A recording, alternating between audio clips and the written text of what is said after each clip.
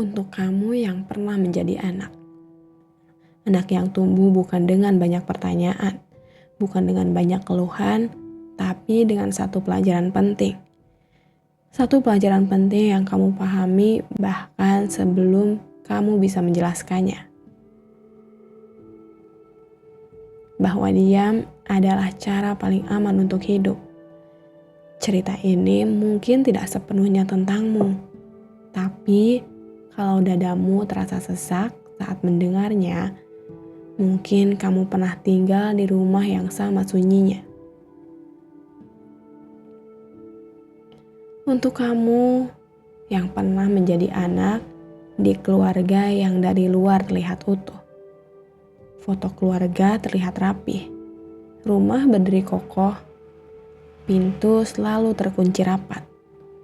Tapi di dalamnya ada retakan-retakan kecil yang tidak terlihat oleh mata orang lain. Retakan yang berbunyi setiap malam. Retakan yang kamu dengar bahkan saat kamu menutup telinga. Hari-harimu terasa seperti berjalan di atas pecahan kaca. Setiap langkah harus hati-hati. Setiap gerakan harus diperhitungkan. Kamu mulai belajar membaca suasana, seperti membaca cuaca. Nada suara ibumu, langkah kaki ayah, bunyi pintu yang ditutup terlalu keras. Semua menjadi isyarat apakah hari ini akan aman atau tidak. Orang tuamu ada, rumahmu berdiri, tapi suasananya lebih mencekam daripada rumah hantu manapun.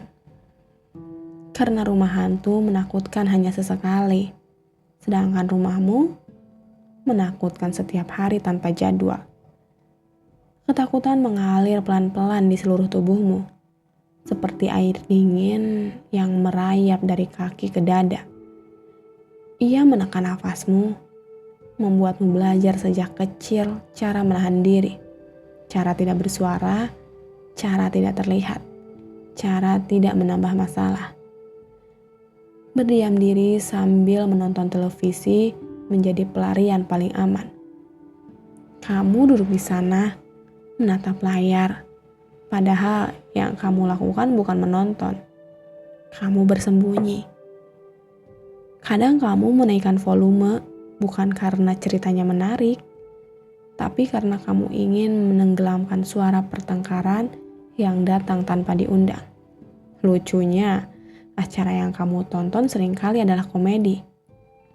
Orang-orang tertawa di layar, musik ceria mengalun, dan kamu menangis. Menangis sambil menatap adegan lucu, tertawa yang kamu paksa keluar, dan hati kecilmu yang bingung. Kenapa sesuatu yang lucu bisa terasa begitu menyakitkan? Hari demi hari berlalu, dan pertanyaan mulai tumbuh diam-diam. Kenapa ibu bertahan? Kenapa ibu tidak pergi? Kenapa ia memilih tinggal di tempat yang menggerogoti kebahagiaannya perlahan? Pertanyaan itu berputar-putar di kepalamu yang masih kecil. Tapi kamu terlalu kecil untuk menemukan jawaban. Kamu tidak bisa berbuat apa-apa. Tidak bisa melerai, tidak bisa menyelamatkan, tidak bisa pergi. Kakimu terlalu pendek. Duniamu terlalu sempit. Yang bisa kamu lakukan hanyalah diam di balik pintu kamar, menempelkan telinga ke tembok, menahan nafas, berpura-pura bahwa kamu baik-baik saja. Sejak saat itu, kamu belajar pelajaran yang berat, bahwa menjadi anak berarti tidak banyak bertanya, tidak banyak menangis, dan tidak terlalu berharap. Kamu mulai mengecilkan diri agar tidak mengganggu, belajar menjadi tenang agar tidak memicu badai. Pada akhirnya, kamu tetap bertahan di rumah yang terlihat kokoh. Rumah yang berdiri bukan karena bahagia, tapi karena ketakutan akan runtuh. Seperti bangunan tua yang disanggah doa-doa rapuh dan air mata yang tidak pernah kering. Dan di tengah semua itu, kamu menyimpan satu doa kecil. Doa yang tidak pernah kamu ucapkan keras-keras. Kamu hanya berharap suatu hari nanti ibumu bisa menemukan akhir bahagia yang selama ini ia perjuangkan sendirian. Meski jauh dalam hatimu kamu tahu, kebahagiaan tidak pernah datang tanpa luka. Waktu berjalan, kamu tumbuh dewasa, tumbuh besar, tapi ada bagian dari dirimu yang tetap kecil. Tetap duduk di balik pintu kamar, tetap menunggu suara reda, tetap belajar diam saat keadaan terasa tidak aman. Mungkin sekarang kamu mudah cemas, mudah lelah, mudah merasa bersalah tanpa tahu alasannya. Mungkin kamu sulit percaya bahwa rumah bisa menjadi tempat aman. Dan itu bukan karena kamu rusak. Itu karena kamu pernah menjadi anak yang terlalu lama hidup tanpa rasa aman. Kalau hari ini kamu sudah tumbuh dewasa dan luka-luka itu masih tinggal di sudut-sudut hatimu, aku ingin kamu tahu satu hal.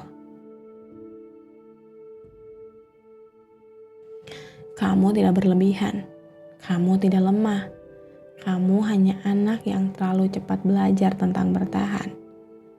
Dan kalau suatu hari nanti kamu menjadi orang tua atau sedang membangun rumah sendiri, semoga kamu bisa melakukan satu hal kecil, memeluk anakmu sedikit lebih lama, mendengarkannya sedikit lebih utuh, agar rumah yang kamu bangun tidak hanya terlihat utuh dari luar, tapi juga terasa aman di dalamnya. Untuk anak kecil di dalam dirimu yang dulu hanya bisa diam di balik pintu kamar, kamu sudah sejauh ini, dan itu layak dihargai.